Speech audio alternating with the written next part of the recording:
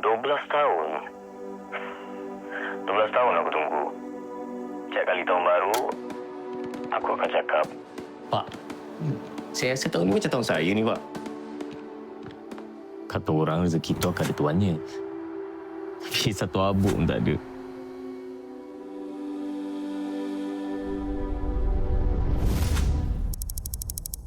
Semua ni jadi.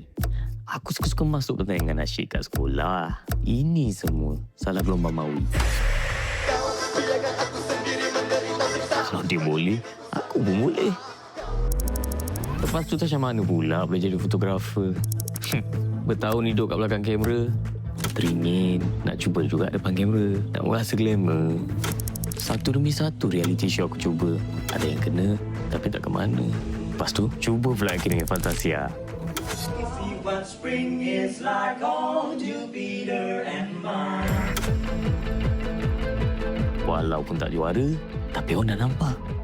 5 tahun aku dengar Azhir banyaknya lagu orang. Cuba-cuba pula buat lagu dengan Ezra untuk kawan AF dulu. Meletup Lepas tu, cuba pula buat lagu Jampi.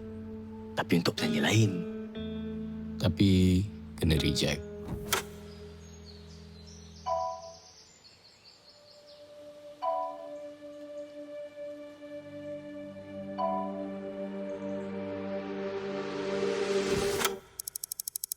Hil, kalau orang tak nak lagu tu, I rasa kau je lah yang nyanyi.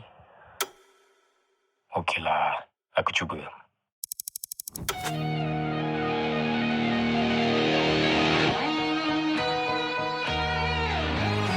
Bermula pandang pertama.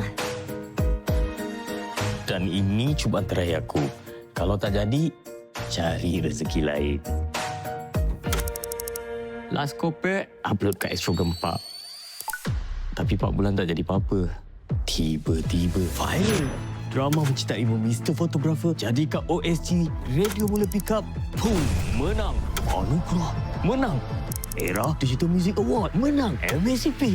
Tahun 2017 menyaksikan Jampi nyanyian Hil Husaini muncul sebagai lagu paling banyak di stream di Malaysia.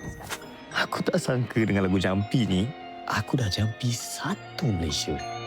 Dan bila kau hadir bagai satu misteri, ternyata hanya kau harus aku cintai. Tak sia-sia 12 tahun tunggu. Sampai juga rezeki aku. Dan aku percaya, rezeki itu patut aku kongsi. Kalau dulu aku mencari peluang, tapi sekarang aku yang bukakan ruang. Dengan ilmu dan kelebihan yang aku ada ni, mungkin akan memudahkan yang lain. Selama 30 tahun, Astro telah menjadi sebahagian daripada perjalanan, kisah dan kehidupan rakyat Malaysia. Semoga langkah ini terus membawa kita berkembang bersama untuk tahun-tahun yang akan datang.